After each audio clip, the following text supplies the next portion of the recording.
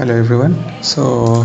Continuing with the last video, so I have debugged the issue, and in the last video we were saying that we were unable to validate the correct username and password pair, and that was because here in the validate from CSV file by field, in this function I mistyped field hash password instead of field hash username. So this I had fixed already, and so this should be working now.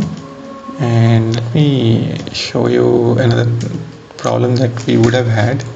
So that is the username itself cannot have any space now, because we are actually joining the username and password. So I have imported the regular expression library here, and I'm checking whether I'm having any space or not. So this is to prevent, like I said, this option here. So here it's actually joining it by space, and later on we will actually remove the space and make the two function both of the fields validated by this option. So here actually we are breaking it by space. So obviously the username cannot have any space, as well as the password. Okay, so that being said, let's test it out. So first I'll do what I'll check whether the username now can accept any space or not.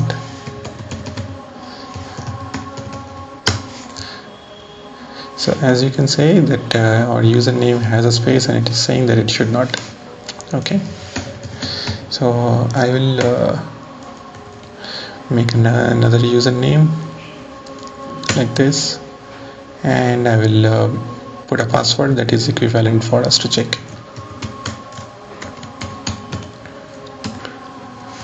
Okay, so we have entered it correctly, and as you can see, our data.csv also have updated that. And let's validate this.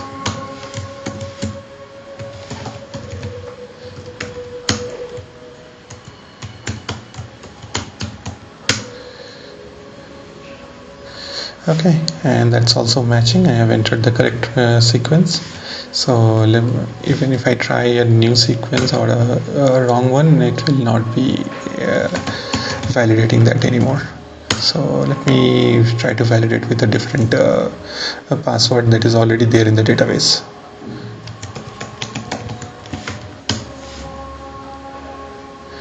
So as you can say that it's not matching, and it's saying that I have 3 more tries left in order to make it happen.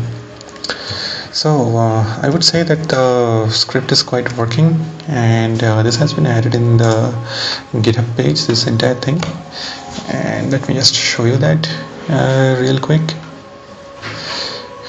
And you can see that it would be free for anyone to download and use. Hopefully this would be useful for some of you.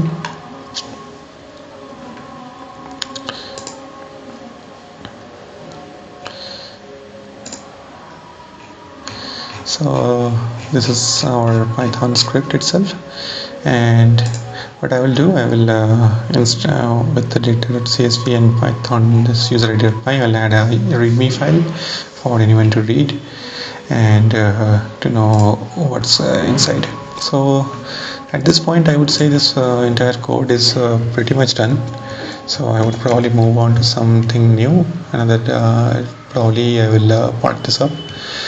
And hope you liked the video series on making how to make a username password, and you have probably learned something from the hash and everything.